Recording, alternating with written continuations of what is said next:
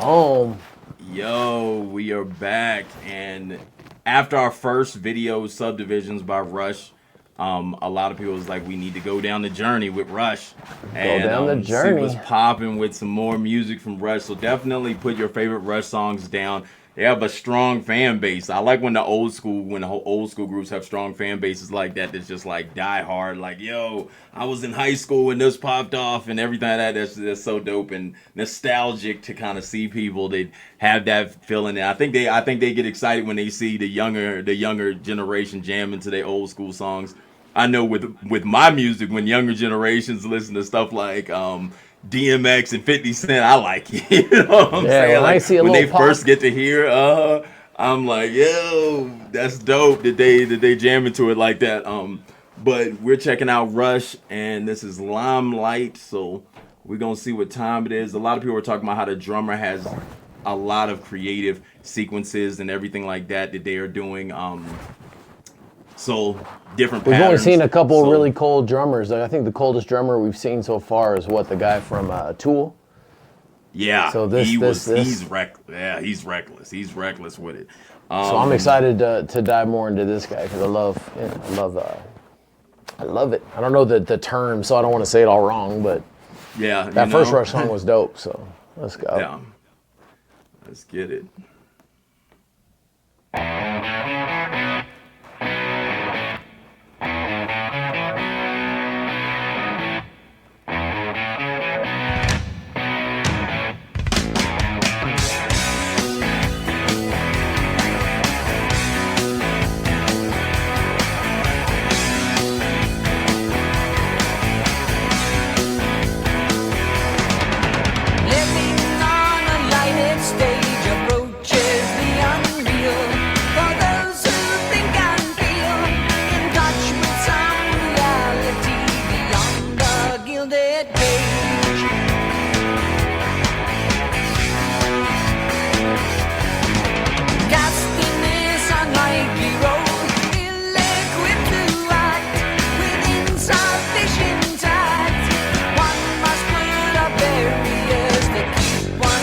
In time, living in the limelight, the universal dream for those who wish to see. Those who wish to be must put aside the alienation. Get on with the fascination, the real relation, the underlying key.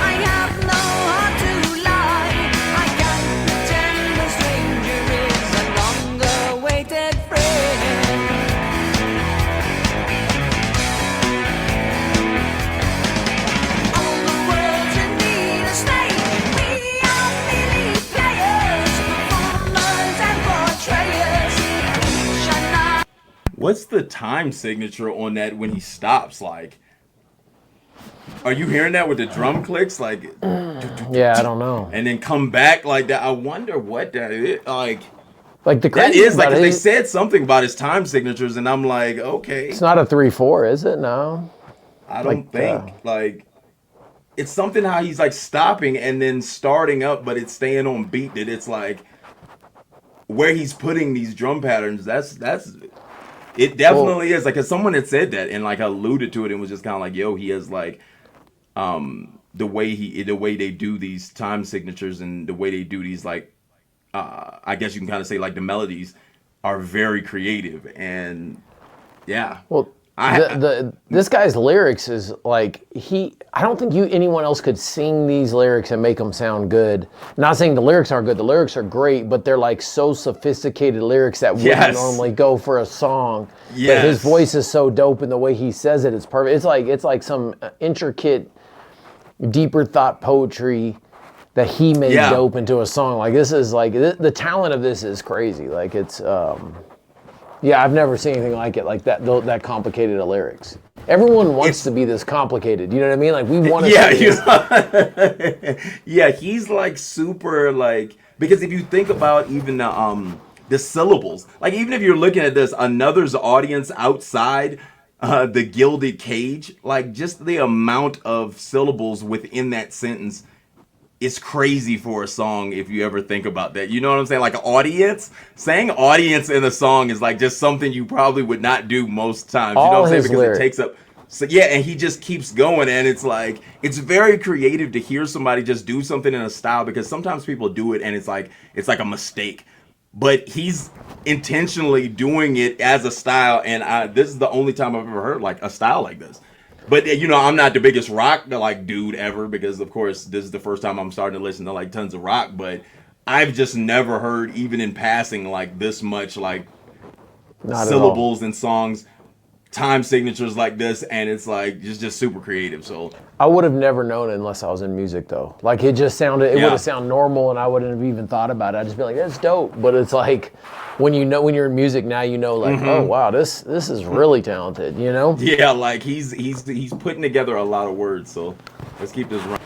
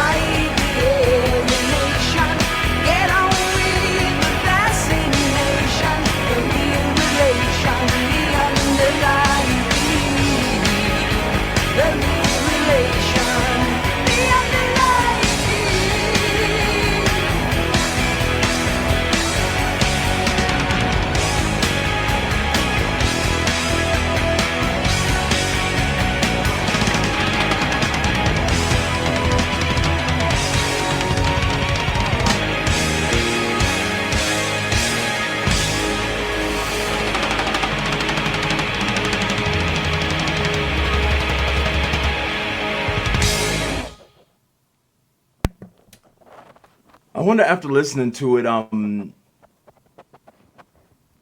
he doesn't like the like being famous. That's what I'm kind of getting from it. Like, he doesn't like the fake shit in the world, I think. You know what I mean? Like, that's the vibe I'm getting, that he's like trapped in that.